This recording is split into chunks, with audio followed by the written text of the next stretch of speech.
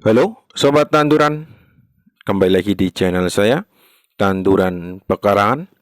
Kemarin itu ada yang sempat request ya pada saya, katanya disuruh mengecek ya untuk kira-kira kepekatan pH dari air lindi itu berapa dan kondisi lingkungan penjemurannya seperti ini ya.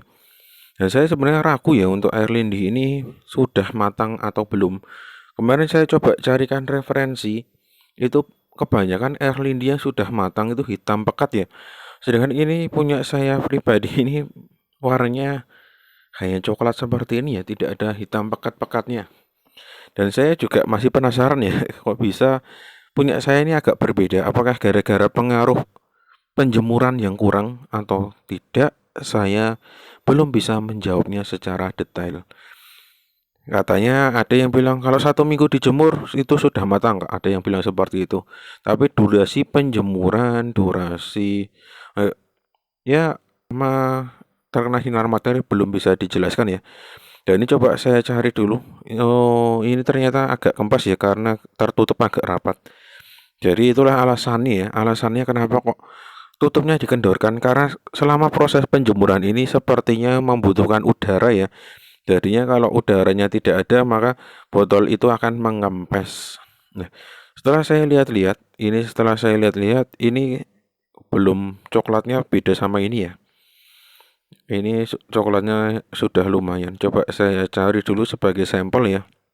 Ini tidak akan mungkin saya cek semua karena mengingat ini kan ada di lantai 2 ya. Lantai 2 itu maksudnya di pekarangan atas. Nah, takutnya kalau saya bawa ini agak susah ya karena memang di sini kan tanahnya licin ya kalau sudah terkena air hujan, jadinya saya cukup takut untuk membawa banyak-banyak. Makanya saya putuskan membawa dua saja sebagai sampel yang paling pekat dengan yang tadi ya, yang warnanya tidak pekat. Oke, saya sudah kembali lagi di bagian ini ya, tempat di mana saya biasanya membuatkan video, dan itu di sebelah kiri sudah terlihat ya sobat-sobat tanduran semua. Di sebelah kiri itu ada dua botol ya yang tadi saya siapkan, dan ternyata setelah saya bawa ke bawah terguncang-guncang, warnanya kok hampir sama ya.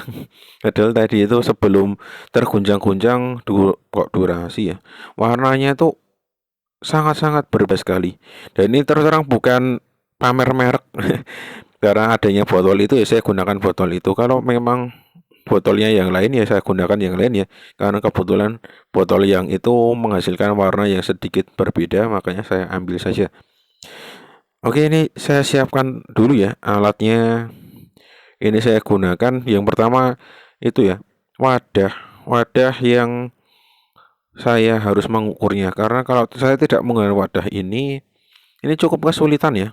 Cukup kesulitan untuk memasukkan alat untuk saya cek ya. Untuk pH meter sama TDS meter kan kalau tidak menggunakan wadah seperti ini kan agak sulit ya sobat-sobat tanduran semua. Dan kalau dibilang ini nutrisinya apa saja, ini kandungannya apa saja, saya terus terang tidak bisa menjawab. Karena ini masih pengalaman pertama saya dan saya itu masih menunggu seperti yang ada di Facebook itu katanya sampai hitam pekat, tapi kok punya saya warnanya masih seperti ini ya, atau baunya itu sudah enak di hidung, dan saya pribadi ngeceknya kok belum tentu ya. Ini saya siapkan dulu air air biasa untuk mengecek ya. Nah, ini saya lihat lagi TDS meter ya, gunanya untuk melihat kepekatan suatu cairan. Nah, wah, ini masalah lagi nih. Jadi sobat-sobat tanduran, kalau bisa usahakan jangan TDS yang sini ya. Karena saya kira ini mudah rusak. Ini tadi masa air yang biasanya saya gunakan kok di bawah 100 itu hal yang mustahil ya. Nah, benar kan? Ini dicek ini juga di bawah 100. Berarti ini memang TDS saya yang bermasalah. Wah, keluar lagi nih mau buat kalibrasi. Waduh, duh. Dan coba saya bereskan dulu ya. Semoga bisa berhasil ya. Itu coba saya banting-banting ya. Ya, saya agak emosi ya gara-gara alat TDS ini tuh mudah sekali rusak. Atau gara-garanya ini ya, sering digunakan jadinya mudah sekali error dan harus dikalibrasi terus-menerus. Nah, coba ini sepertinya sudah berhasil. Coba saya benarkan dulu ya untuk kameranya. Nah, ini sudah saya banting-banting. Nah, kalau angkanya seperti ini kan ini saya anggap normal ya. Karena untuk air baku atau air sumber yang gunakan itu ppm-nya di atas 100 itu yang jelas. Nah, ini untuk air lindi yang sebelah kanan ya, yang sebelah kanan itu cukup tinggi ya angkanya. Bahkan alat saya tidak bisa membacanya ya. Coba ini saya cek kembali. Nah, nih 999 ada tulisan kali 10 ya, walaupun kecil semoga terlihat ya sobat-sobat tanduran semua.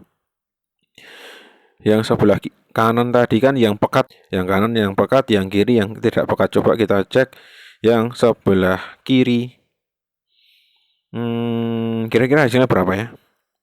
Saya kira sama saja ya. Tidak ada perubahan sama sekali ya. Memang ini manennya sama, proses jemurnya sama, hanya berbeda warna saja. Untuk hasil kepekatan sama ya, 999 kali 10 atau angka maksimal yang ada di TDS meter saya. Coba kalau ini TDS meter 10 digit mungkin angkanya akan berbeda lagi ya. Doakan saja semoga saya bisa beli ya dan memensiunkan alat TDS meter yang saya gunakan. Dan saya ulangi ya, sobat-sobat tanduran semua, jangan beli alat TDS seperti punya saya tadi, karena memang mudah sekali rusak ya, atau harus sering-sering dikalibrasi. Berbeda dengan ini ya, pH meter ini terus terang belum pernah saya kalibrasi sejak beli ya. Katanya yang saya beli itu sudah dikalibrasikan. Ya saya anggap ini sebagai hal yang wajar ya. Harusnya kalau orang itu mau menjual alat itu seharusnya sudah dikalibrasi dulu. Dan ini saya cek untuk pH-nya di air baku yang tadi sudah dicelup air lindi beberapa kali ya. Ya saya kira segitulah. Karena pH dari air ini kan ini air sumber yang berasal dari batuan kapur ya kalau tidak salah itu. Karena ada beberapa endapan seperti batuan kapur. Jadinya pH-nya cukup tinggi. Coba saya cek untuk lindinya yang sebelah kanan itu ternyata cukup lumayan ya. 8, ya kan itu 8, ya. Saya celupkan di sini biar netral dulu ya. Jadinya nanti dikira lah itu yang kiri kan habis tercelup ya. Makanya saya netralkan dulu untuk memastikan ya. Memastikan kembali itu ternyata masih sama ya, walaupun turun 0,1 atau naik 0,1 ya sama saja lah. Kisaran segitu ya. Ya, benar ya, masih sama ya 8,8. Tadi 8,9, yang terakhir saya cek 8,8. Coba yang sebelah sini. Oh, ini agak berbeda ya ternyata. 7,9 ya. 7,9. Kok bisa berbeda ya? Apakah durasi penjemuran, durasi warna, durasi warna, kepekatan warna itu mempengaruhi dari pH? Saya juga kurang tahu ya. Ini memang benar-benar pengalaman pertama saya. Jadi yang pernah melakukan ini bisa kita sharing-sharing ya di kolom komentar biar kita paham semua. Dan ini air baku yang sudah dicelup beberapa kali air lindi ya. Ternyata loh, error lagi. Ternyata berapa itu? Coba saya banting lagi ya itu. Nah, coba. Nah, ternyata naik ya. Naik menjadi 556. Tadi kan dari 300-an ya. Ternyata sangat mudah sekali ya untuk menaikkan ppm atau kepekatan dari suatu cairan. Tinggal kita tambahkan sedikit saja dari air lindi, ternyata pH lagi tuh. Kepekatannya sudah berubah. Sangat luar biasa sekali ya. Ini memang air lindi kalau dicium baunya tuh masih sama saja ketika saya panen ya. Dan ini warnanya, nah kalau ini agak jelas ya, agak berbeda. Yang kanan sudah mulai agak menghitam, kalau yang kiri masih coklat. Ini mungkin nanti mau saya jemur kembali dan belum tahu entah kapan saya akan menggunakannya. Jadi ya nanti saya masih mau memanfaatkan air Jakabra dulu ya, sambil ini saya melihat mengamati apakah ini sudah siap diaplikasikan atau belum, sambil saya membuat media tanam.